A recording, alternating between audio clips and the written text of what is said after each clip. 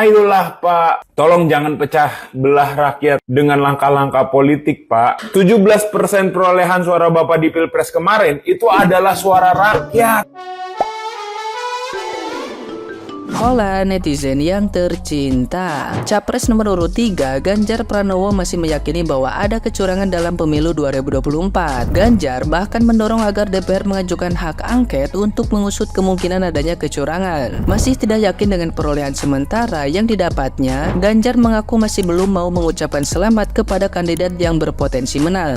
Diketahui suara dalam perolehan sementara Ganjar mendapat 16% suara, sementara suara tertinggi pasangan Prabowo Gibran dengan angka 58%. Lebih lanjut, Ganjar menyebutkan timnya tengah bekerja untuk mengumpulkan berbagai bukti soal kecurangan pemilu. Terkait tawaran jabatan, Ganjar mengaku tidak mau duduk di pemerintahan jika dia dipastikan kalah dalam pemilu.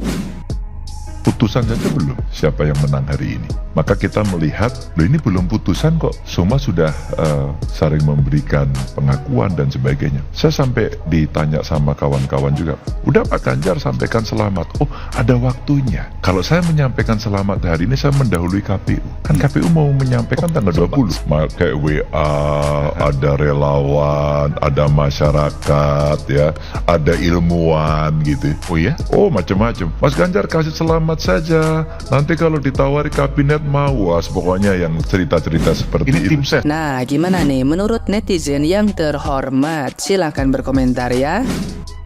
Udahlah Jar, nggak usah kamu ucapin selamat. Kami udah tidak butuh selamatmu itu. Lagian kalau kamu ucapin selamat, itu bukan baik untuk kita, untuk Pak Prabowo dan untuk yang lain. Itu baik untuk dirimu sendiri. Kenapa saya bilang begitu? Karena kalau kamu bisa menerima kekalahan, bisa legowo, itu baik untuk dirimu. Prabowo itu tidak butuh kamu Jar, tetapi kamu yang butuh Pak Prabowo, karena Pak Prabowo adalah presiden. Langit akan terlihat tetap cerah tanpa ucapan selamat dari kamu. Matahari akan tetap bersinar, Pak Prabowo akan tetap bersinar tanpa ucapan selamat dari kamu Jar. Jadi manusia kok kemelinting gak habis-habis. Dengan ucapan selamatmu itu tidak akan menambah kemuliaan dari Pak Prabowo. Tetapi dengan tidak mengucapkan selamat, itu berarti kamu merendahkan dirimu serendah-rendahnya.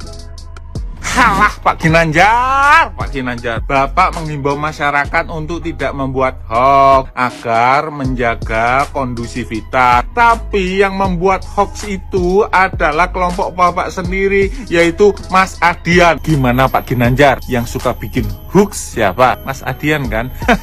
Kelompok Anda sendiri ternyata. Mas Adian, tolong jangan buat kata-kata provokasi. Kasihan masyarakat di bawah malah semakin semburat. Jangan diadu domba ya. Biarkan masyarakat tenang, damai, tentram, saling bersahabat, saling berteman ya. Jangan dibuat gaduh seperti ini. Yang kalah itu kan kelompoknya Mas Adian. Jadi jangan bawa-bawa masyarakat seolah-olah masyarakat yang tidak terima akan hasil itu. Padahal yang tidak terima hasil itu kan kelompok Anda sendiri. Mas Adian ini pegel aku mulai biar. Dulu waktu di kelompok yang menang, yo ngomong menyalahkan yang kalah. Sekarang di kelompok yang kalah menyalahkan yang menang. Aduh, dijogo Mas lah omong Mas. Bendak diseruduk banteng. Pak Ganjar gulirkan hak angket rencananya, tapi sudah ditolak sama beberapa masyarakat di beberapa wilayah di Indonesia. Contohnya Mojokerto, Surabaya, dan Kabupaten Bandung.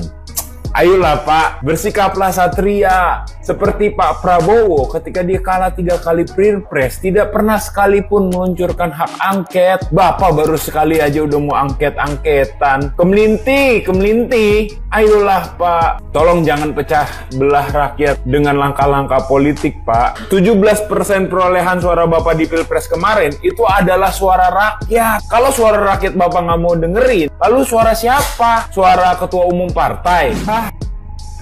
Halo Ganjar Pranowo, tolong disimak baik-baik ya video ini. dan buka pikiran Anda supaya Anda bisa berpikir dengan jernih. Terima kekalahan dengan berbesar hati bahwa memang di seluruh wilayah Indonesia tidak ada satu titik pun ya yang menunjukkan kemenangan untuk Anda. Jadi memang perolehan suara Anda itu minim 16% ya. Jadi tolong diterima, nggak usah pakai sok mau mengajukan hak angket segala, nggak ngefek karena itu tidak bisa membatalkan keputusan KPU. Atau untuk Anda ya Ganjar dan Anies Baswedan yang pengen pemilu diulang ya, udah tuh diturutin dan hasilnya di TPS ya yang semuanya diulang ya, itu rata-rata tetap Prabowo Gibran menang ya. Dan Anda itu mungkin cuma dapat sekarang ya bukan 16% lagi tapi di bawah 16% gitu. Begitu juga sih 01 ya, suaranya makin hancur, makin nyungsep.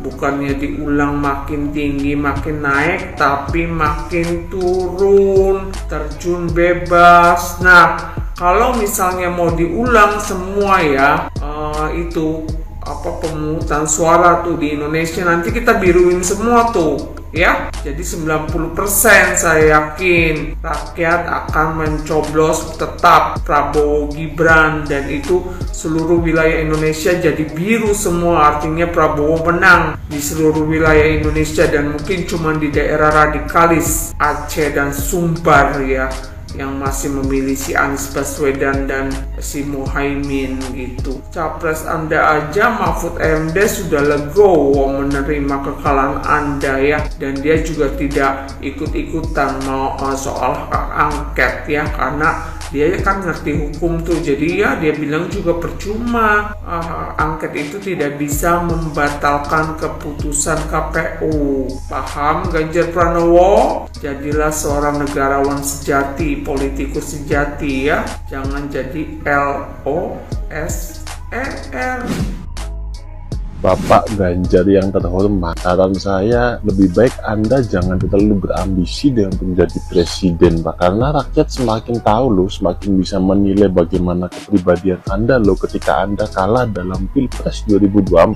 Jelas-jelas suara Anda itu mendapatkan suara yang terendah. Rakyat banyak yang tidak memberikan suaranya ke Anda gitu loh. Karena rakyat bisa menilai siapa orang yang pantas bekerja, siapa orang yang pantas untuk memimpin negara sebesar Indonesia gitu loh. Rakyat nggak akan memberikan amanah kepada orang yang hanya berambisi, yang hanya bernafsu saja terhadap kekuasaan gitu loh Pak, tetapi nggak bisa bekerja untuk negara sebesar Indonesia. Lagian kondisi pemilu yang seperti ini itu tuh kondisi pemilu yang seperti apa yang Bapak maksud? Kecurangan yang mana? Anda harus bisa membuktikan loh di TPS-TPS yang Anda duga bahwa ada kecurangan gitu loh. Lagian kenapa harus memilih menggunakan hak angket? Kenapa nggak lapor ke Mahkamah Konstitusi? Kalau Mahkamah Konstitusi sudah tidak Anda percaya, berarti Anda nggak percaya hukum di negara ini dong. Berarti Anda sendiri nggak percaya sama kinerja aparat-aparat hukum di negara ini dong, sehingga harus menggunakan hak angket DPR. Lagian Bapak sebenarnya apa tahu fungsi yang sebenarnya hak angket di DPR gitu Pak. Jadi saran saya gini loh Pak, kalau nggak siap kalah nggak usah nyapres gitu loh, punya mental yang kuat gitu loh Pak. Harus siap kalah dalam berpolitik, apalagi dalam persaingan pilpres. Lagian kalaupun ini diusut pakai hak angket lah atau lapor ke MK lah, kalau Bapak kalah, apa Bapak nggak malu Pak? Kalau misalkan yang menang tetap 02 Pak Prabowo gitu loh, udahlah legowo.